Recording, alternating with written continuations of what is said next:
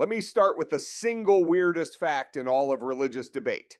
There is one historical event about Jesus that basically every serious historian on planet Earth agrees on.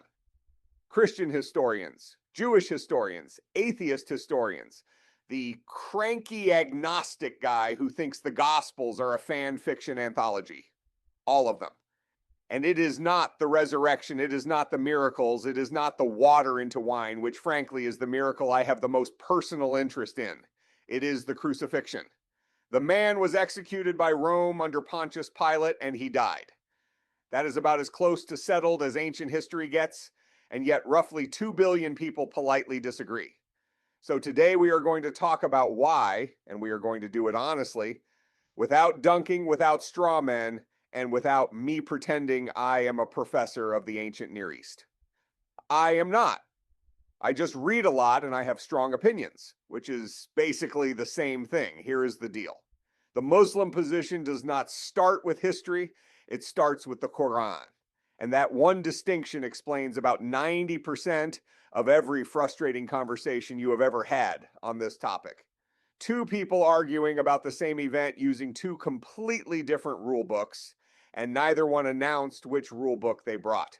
It is like showing up to a chess match while the other guy is playing Monopoly and you are both mad the other one keeps cheating. The verse is Surah An-Nisa, chapter 4, verses 157 and 158, and the rendering goes something like this. They did not kill him, nor did they crucify him, but it was made to appear so to them.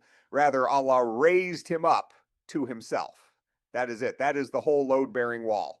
And notice what is not in there. No name of a substitute, no mechanics, no stage directions, just it was made to appear so to them. So what happened over the next several centuries is what happens with every short, dense text in every tradition ever.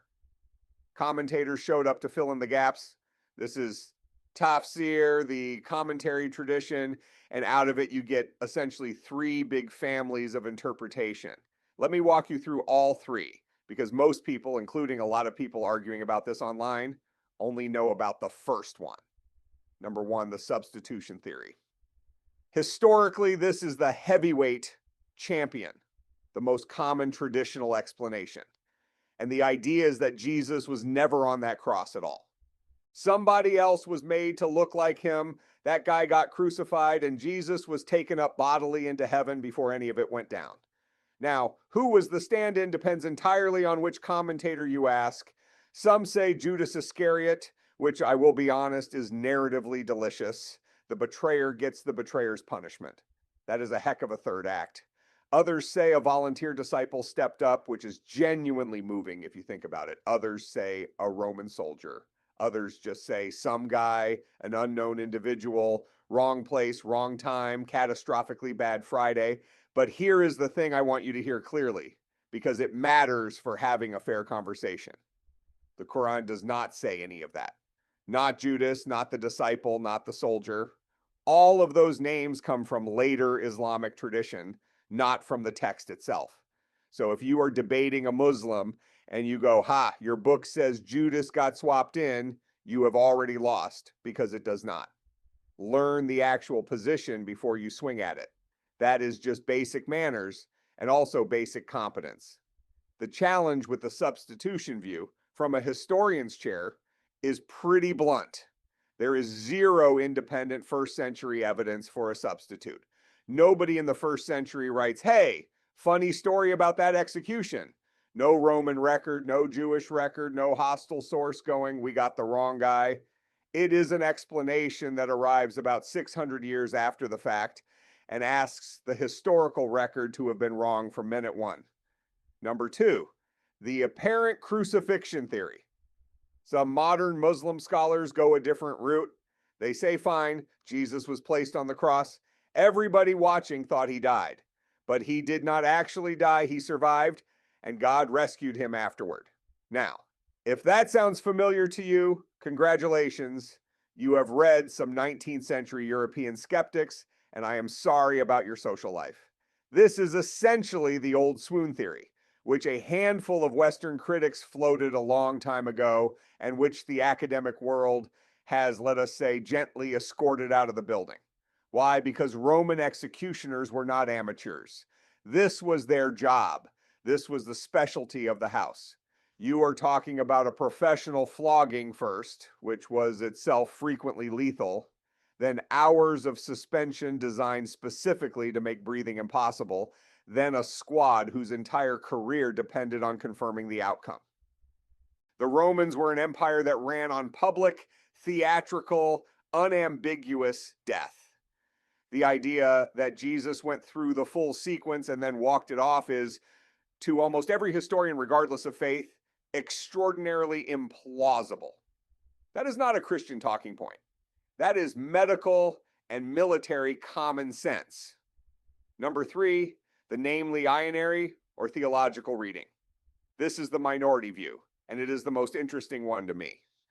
A few modern Muslim thinkers argue that the verse is not making a forensic claim about what happened to a body on a Friday afternoon.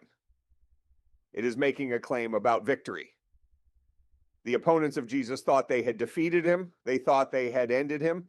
And the Qur'an is saying, no, you did not. You did not win. God raised him. The killing you think you accomplished did not accomplish what you think it did.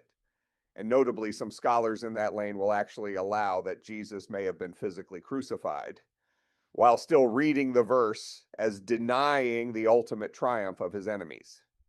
That is a real position. It is not the dominant traditional one, and I want to be scrupulously fair about that, but it exists.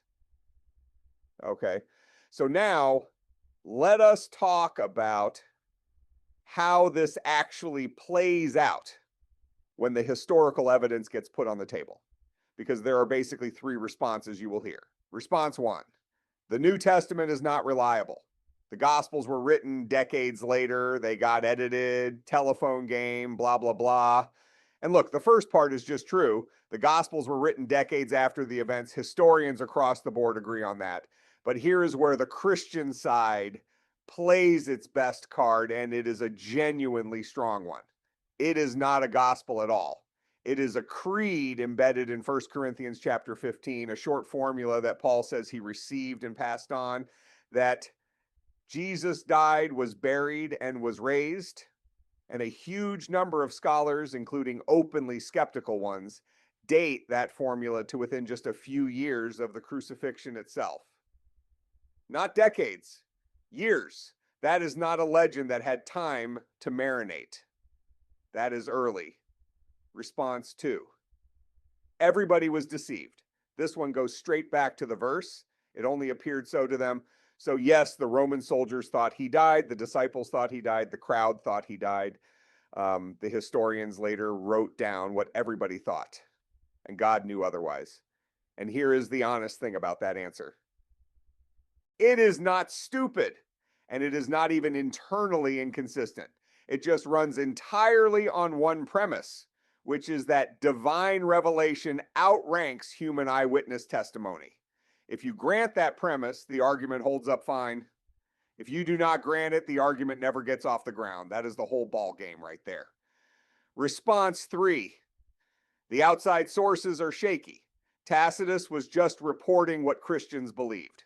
Josephus wrote decades later. Neither one was standing there with a notepad. Fair enough as far as it goes. But historians push back that the value is in the convergence. You have Christian sources, you have Jewish sources, you have hostile Roman sources, all independently landing on the same basic event. For ancient history, where you are usually thrilled to get one source that is only mildly deranged, that is an embarrassment of riches. So where does the debate actually live? Not where people think. The interesting fight is not about whether historians can prove a resurrection.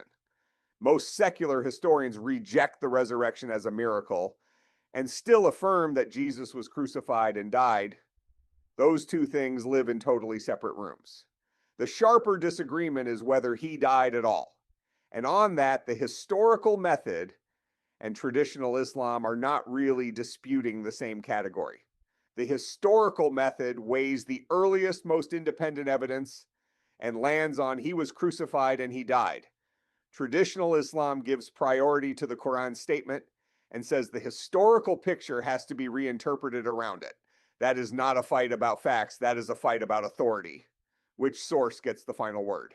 And I think naming that out loud is the single most useful thing you can do in one of these conversations, because the second you both admit you are running different operating systems, the temperature drops about 40 degrees and you can actually talk like human beings. Nobody is going to argue anybody out of their scripture with a footnote about Tacitus. That is not how any of this works. So know the actual positions, all three of them. Do not attack a version nobody holds. And be honest about where your own certainty is coming from, because everybody in this conversation is standing on a foundation somewhere, including you. Make sense? Questions, comments, concerns, bribes? I will see you in the next one.